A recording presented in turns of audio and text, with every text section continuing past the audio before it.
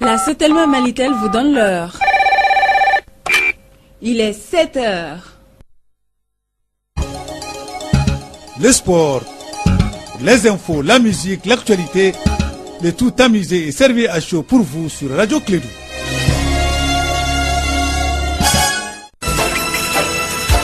Radio Clédou, le journal avec Sotelma Malitel.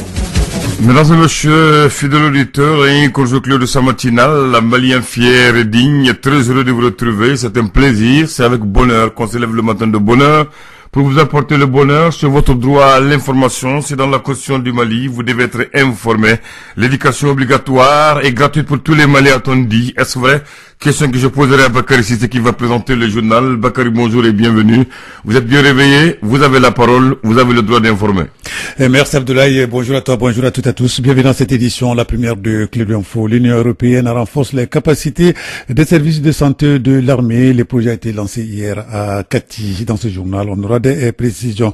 Et puis, ensemble vers la réconciliation pour la paix. Donc, ce séminaire a commencé à Massina. La rencontre intercommunautaire des cercles de Massina et de Nyuno. Notre envoyé spécial sur place, Yapene Guinebadolo, nous donnera des précisions dès le début de ce journal. Et puis l'actualité internationale au Bénin, la Commission électorale nationale autonome a publié hier mardi après-midi la liste définitive des partis autorisés à prendre part aux législatives du 28 avril prochain. Surprise, aucun parti d'opposition donc n'est sur le point de départ. On en parlera dans la rubrique internationale de ce journal. Bakary Cissé pour le développement des titres dans un instant.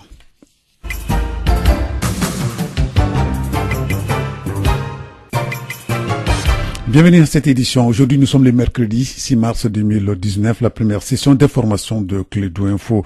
Massina, la rencontre intercommunautaire des cercles de Massina et Nyuno a démarré hier. Il est organisé par le gouvernorat de Ségou en partenariat avec l'Union européenne et regroupe 380 délégués. Slogan de la rencontre, ensemble vers la réconciliation pour la paix. Envoyé spécial, Yapene Guinebadolo. Cette rencontre qui se tient avec les acteurs de la paix des cercles de Massina et de Nyuno est un espace d'instauration du dialogue constructif. Bekaï Samake, maire de Massina.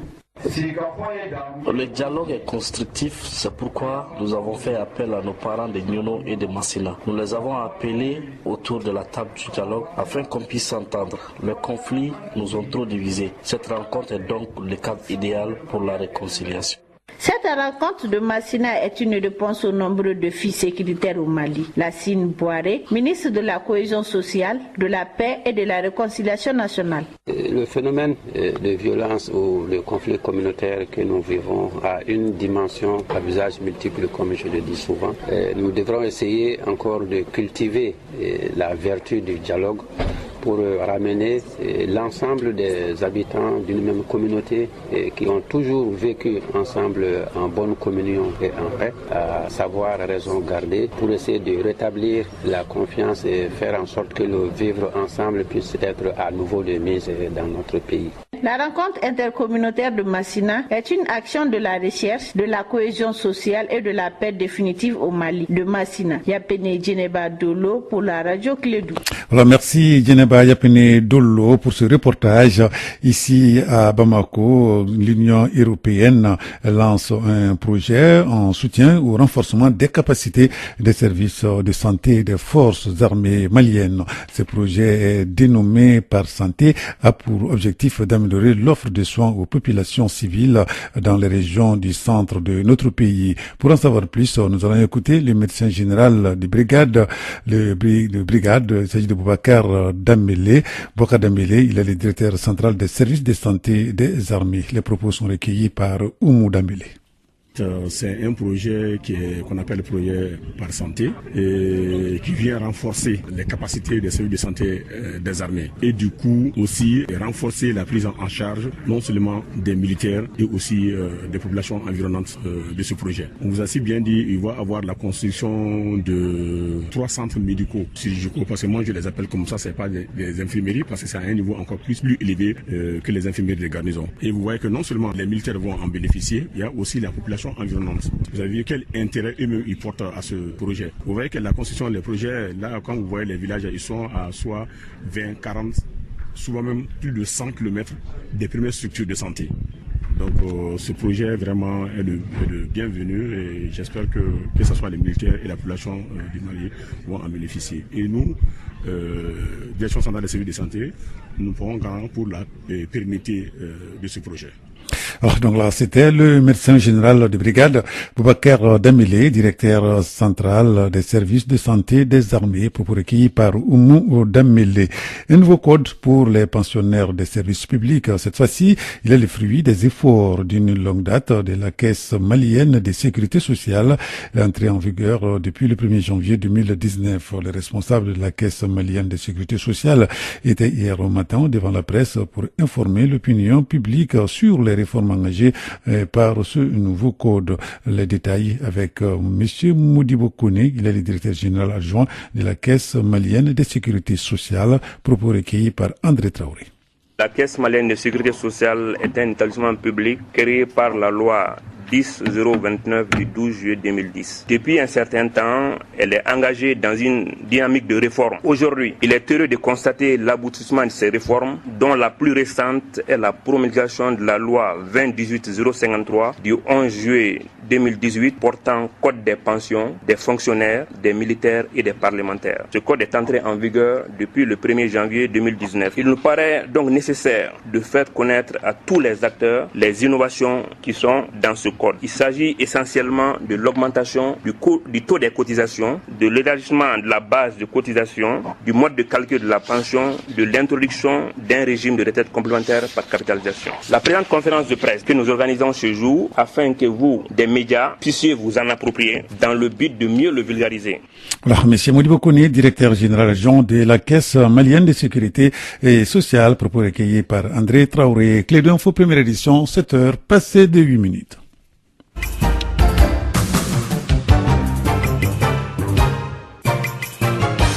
Actualité internationale à présent en Algérie, des manifestations ont eu lieu à Alger, à Tizi Ouzou, à Tlemcen. C'était hier mardi 15 mars.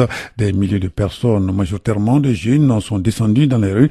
Le chef d'état-major était en visite ce même jour à l'Académie militaire de Cherchel et il a accusé ce qu'il appelle certaines parties de vouloir ramener l'Algérie aux années de braise et de douleur, estimant que certains étaient dérangés par la stabilité du pays. Le Premier ministre avait ainsi fait la comparaison avec la situation en Syrie en estimant qu'un mouvement qui commence avec de fleurs pouvait se terminer de façon dramatique, a avisé le Premier ministre algérien. Législative au Bénin, la Commission électorale nationale autonome Sénat a publié hier mardi après-midi la liste définitive des partis autorisés à prendre part aux législatives du 28 avril prochain. Surprise, aucun parti de l'opposition n'est retenu, un fait inhabituel en tout cas dans ce pays, modèle de démocratie en Afrique. Sur les 7 listes de partis, 2 seulement sont jugés et conformes et recevables. Il s'agit des 2 partis, les progressistes et les républicains, et tous 2 soutiens en tout cas de Patrick Talon, le président. Et puis en Centrafrique, cette fois-ci, le nouveau gouvernement, nommé dimanche dernier, ne fait pas l'unanimité. Les démissions s'enchaînent et déjà certains groupes armés déclarent se retirer des accords de paix de Cotonou. Le groupe de travail et de la société civile a tenu une conférence de presse hier à Bangui. Pour cette organisation, le nouveau gouvernement n'est pas satisfaisant. Il faut donc en constituer un nouveau. La situation est confuse actuellement dans ce pays. Les organisations de la société civile commencent à s'inquiéter de la tournure, en tout cas, des événements. Et puis nous terminons l'actualité internationale par le Venezuela. Le bras de fer se poursuit entre les 2, en tout cas, responsables, le président et le président autoproclamé, devant hier un parterre de militaires réunis à côté de la tombe d'Hugo Sagesse. C'était hier pour célébrer le 6e anniversaire de la mort de son prédécesseur. Le président vénézuélien a lui aussi convoqué une grande manifestation samedi 9 mars prochain, comme l'avait fait auparavant Juan Guaido la veille veille, lors de son retour au triomphal, Nicolas Maduro, c'est le président, s'est exprimé pour la première fois hier depuis le retour de Juan Guaido, mais le président vénézuélien donc n'a toujours pas réagi à cette rentrée triomphale de son rival au Venezuela. Il n'a rien dit non plus sur une possible arrestation donc de Juan Guaido, alors qu'il avait en tout cas répété la semaine dernière que l'opposant devrait rendre donc des comptes à la justice de son pays. Retour à l'actualité nationale. Nous parlons maintenant de la rencontre de développement de l'artisanat textile qui tient sa 6e session de son conseil d'administration. Ce centre fait des formations à l'endroit des jeunes sur la transformation du coton malien. Ils ont fait le bilan des activités. Ils doivent définir les contours de l'année 2019 avec plus de transformation du coton malien, surtout sur place. Ousmane Koulibaly, il est le directeur du centre. Les propos sont recueillis par Kassim Traoré. Nous avons un bilan très satisfaisant, malgré en tout cas l'insuffisance des ressources que nous avons. En ce sens que l'ensemble du programme d'activité qui a été soumis aux administrateurs pendant la 5e session donc a été exécuté. Et nous avons pu faire des formations, notamment à Kita, notamment à Sikasso, avec l'appui de nos partenaires, notamment la CNT et le Premier Mali. Et aussi nous avons pu faire aussi des innovations au niveau même des tissus, au niveau même de la couture et en termes même de communication. Donc qui nous a permis en tout cas d'atteindre en tout cas un plus grand nombre aujourd'hui de stylistes qui commencent à connaître beaucoup le tissu que nous produisons et qui commencent aussi alors à en faire plus de modèles donc avec ces tissus. Le centre est chargé de la promotion de la transformation des matières textiles localement produites au Mali, notamment le coton, la fibre de daim et puis et la laine. Et en ce sens, nous sommes chargés de faire la promotion des produits de l'artisanat textile. Nous sommes chargés de faire la formation dans le domaine. Nous sommes chargés de faire le suivi, évaluation en tout cas de l'ensemble des projets que nous-mêmes nous faisons ou d'autres projets qui sont engendrés au niveau du secteur. Et nous sommes chargés aussi alors de faire des recherches sur les colorants, sur les tissus aussi. Le centre a fait beaucoup de choses par rapport à ces missions, évidemment, parce que nous avons pu faire des formations et nous avons pu faire des innovations au niveau des tissus. Nous avons pu faire des innovations aussi au niveau de la confection. Donc, ce qui a permis à beaucoup de gens de savoir, en tout cas, avec ces tissus, quels sont les différents modèles qu'on peut en faire. Parce que généralement, les gens voyaient les tissus, mais ils se posent la question, quel modèle je peux en faire? Donc maintenant, avec ces innovations, nous arrivons à faire des cravates avec ces tissus, nous arrivons à faire des abacos, nous arrivons à faire des vestes. Donc, tout ce qui rentre dans le domaine de la mode. Alors, donc là, les propos sont d'Ousmane Koulibaly, il est le président du centre de développement de l'artisanat textile, propos recueillis par Kassim Traoré. C'est ce qui me fait en cette édition, la première de Clé d'Info. Mais avant de nous séparer, voici l'information sur le temps. Le ciel sera clair à peu nuagé sur l'ensemble du pays. Les vents sera de régime nord-est d'intensité faible à modérée, se renforçant par moments dans les régions de Tombouctou et de Taoudini. La visibilité sera assez bonne dans l'ensemble du pays. Les températures prévues seront donc en légère hausse par rapport aux valeurs observées sur l'ensemble du pays. Prévision sur le district de Bamako et environ. Le ciel sera nuagé à couvert localement. Les vents sera de composante nord-est d'intensité faible. La visibilité sera légèrement affectée par de la poussière en suspension dans la matinée. Les températures maximales et minimales prévues pour la journée d'aujourd'hui sont respectivement de 38 degrés et de 20 degrés. À midi, à Bamako, il fera 32 degrés. Le soleil s'est levé ce matin à Bamako à 6h46 plus précisément, et le soleil va se coucher à 18h40. Voilà donc c'est un communiqué donc du Mali météo. Voilà, c'est tout pour cette édition.